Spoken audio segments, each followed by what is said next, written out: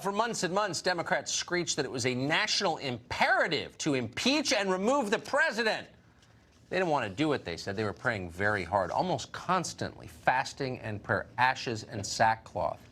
But it simply had to be done. People of faith wanted the president impeached. So they did. They impeached him. And then suddenly, like in a day, Democrats lost interest in impeachment. In fact, they've refused to forward the articles of impeachment to the Senate as they are required to do constitutionally. Now, Senator Josh Hawley of Missouri is proposing that the Senate summarily dismiss the articles passed by the House because they're not prosecuting them. The whole thing is bizarre. What does it mean? Trey Gowdy is the man to answer that question. He's, of course, a former congressman and prosecutor from South Carolina. He joins us tonight. Congressman, thanks so much for coming on. So where would you assess where we are now?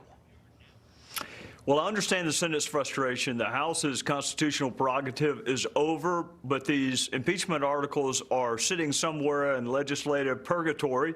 If I were a senator, and I won't be, but if I were, I would file a motion to assume jurisdiction and set a trial date. I would do both things. Assume jurisdiction so it doesn't remain in this constitutional penumbra, which is where it is now. Set a trial date for a week from today and say, Mr. Schiff, if you're proud of your work product, show up and present the case to the jury. If you don't show up Monday, we're going to assume that you weren't serious about it to begin with, and then we'll file the motion to dismiss. I wouldn't make the Cory Gardners of the world and the Martha McSallys vote to dismiss before I gave them a chance to acquire jurisdiction and set a day certain for the trial to begin a week from today. What's the thinking, do you think, in Pelosi's office right now? So I mean, is it just that they didn't want to impeach, AOC forced her to, essentially, and then she decided it was hurting them, so they stopped? Is that what happened? I think there's a couple of things, Tucker. I never thought this was about removing Donald Trump from office, because that's not going to happen. I think it was always about neutering his second term by taking the Senate. And, you know, there are a couple of ways to provide oversight in our culture. One is with the voters, but that happens irregularly. It'll happen again in November. But in the meantime, it's the media's job to provide that oversight. I'll give you $1 for every negative story you have read about Nancy Pelosi sitting on articles of impeachment in a constitutionally unprecedented way. I hadn't seen a word of criticism. I've seen her lauded as a tactician, but no criticism about this legislative purgatory she has the country in. No. To the shills at the Washington Post, it's like, you know, it's whatever it takes. You know, they don't care. Thank you, Congressman. That was a great and clear explanation. We appreciate it. Thanks a lot. Yes, sir. Thank you. Well, a month ago, as we said, Democrats are telling you that impeachment was an urgent necessity. It wasn't simply that the president was a bad man. They told you that America's very national security was at stake. President Trump is a clear and present danger to our free and fair elections and our national security. The president is an ongoing threat to our national security. The president betrayed our national security and undermined the security of our elections. Donald Trump has been and remains a threat to our national security. He undermined America's national security. Numerous crimes threatening the national security. Severe threats to our national security and democracy that we cannot defend or dismiss. He undermined our national security. And compromised our national security so that he could keep power. He harmed America's national security. We must act without delay. Without delay! Well, of course, in the end, the delays were of the Democrats making it. And moreover, in the end, impeachment seemed to hurt the Democratic Party.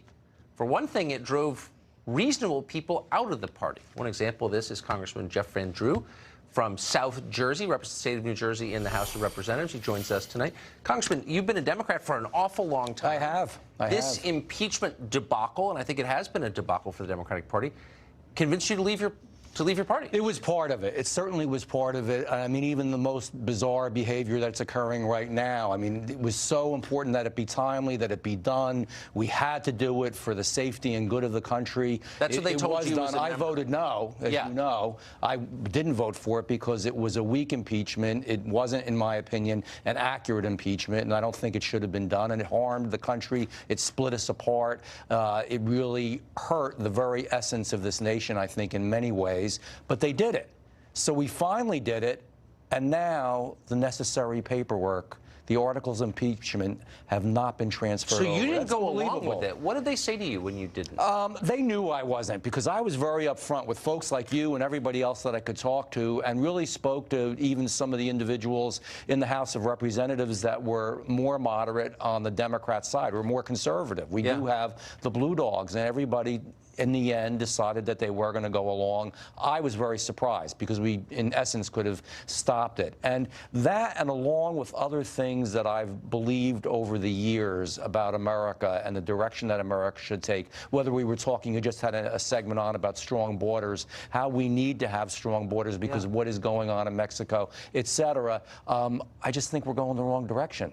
I think the Democrats were going in the wrong direction. They are not the old Blue Dogs that I remember of years ago. And so I really came to the point, and it all just came together. It was like an amazing situation where, you know, I heard from the White House, and at the same time, and by the way, this was after I already voted, you know, my way. I didn't vote for the impeachment. Yes. There was never any question that, gee, if you help us and vote a certain way with impeachment, then we'll help you if you want to change parties. Never, ever. It all came together. And sometimes that happens in life. And I feel more comfortable as a Republican. I've always been more conservative, and frankly, I feel like I've been liberated. How have Democrats in your state and here in Washington treated you since this happened? Most of them, there are some that haven't been nice or don't talk to you. There are some people that won't speak with you at all. I've also had some amazing reactions, because some people who even are independents or undeclares or Democrats, it wasn't only the principle of, you know, where Democrats are going, and that's important because it's something I disagree with. It was the idea that I was told, and I was speaking to you about this before, by, you know, I have 8 counties. And in one of the counties, one of the chairmen said to me, "You're voting for impeachment." And I've never had that before. Just somebody spoke to me that way. And I said, "What do you mean?" He said, "You're voting for impeachment, or you're not going to get the line," which is a big thing in New Jersey, "and you're not going to probably even get to run in this county." And I said, "Thank you very much." And I just walked away, and I thought about it, and everything came together in my mind. That was a wrong thing to do. Talk about quid pro quo. I'm glad that threats didn't work. They didn't work. They didn't work. And it was such a wrong thing to do. And that's why some people who are not even that political have been so amazingly supportive, because they said it took guts what you did, and you did the right thing. Don't cave to the thugs. That's the lesson. Exactly. Congressman, thanks a lot for coming on tonight. It was great to be on. I enjoyed it. Thank you.